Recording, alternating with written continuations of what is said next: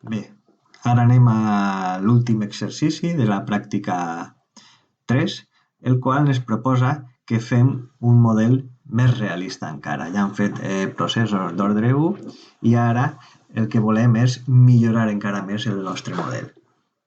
Per això es demana que utilitzem unes eines que s'anomenen built-ins a Stela. Com utilitzar aquestes eines? Doncs és molt fàcil.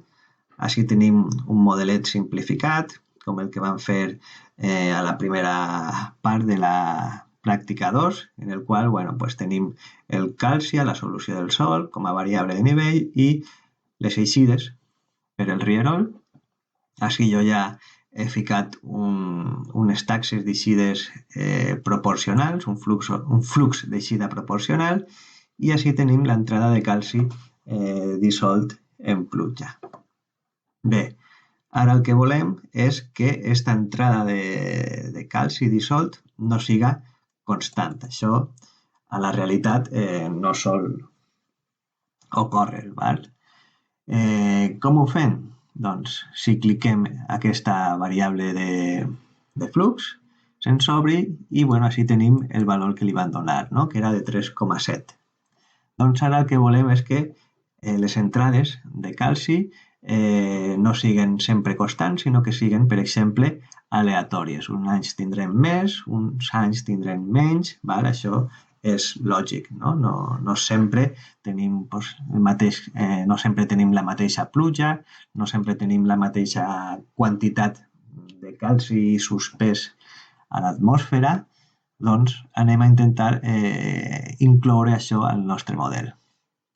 Si volem que sigui aleatori, doncs busquem random, val? Que és com s'anomena en anglès.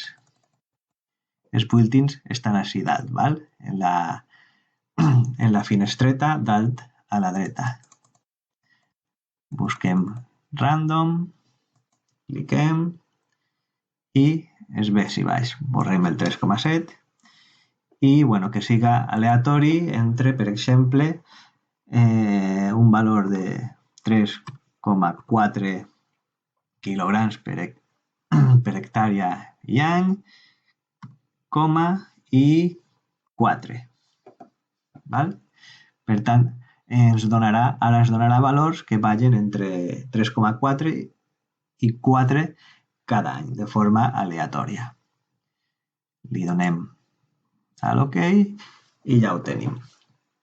Anem a veure ara com funciona el nostre model. Si volem veure aquestes eixides en forma de gràfica, creem una gràfica, doble clic dins de la gràfica i mirem, seleccionem les variables que volem veure. Agafem, per exemple, la variable de nivell i els fluxos d'entrada i d'eixida, li donem a l'OK i al run. Run. I així ho tenim. Veiem com l'entrada de calci dissolt en pluja és aleatori entre 4 i 3,4, val? I va variant en diferents anys. Un any tenim més, uns altres anys tenim menys. Val?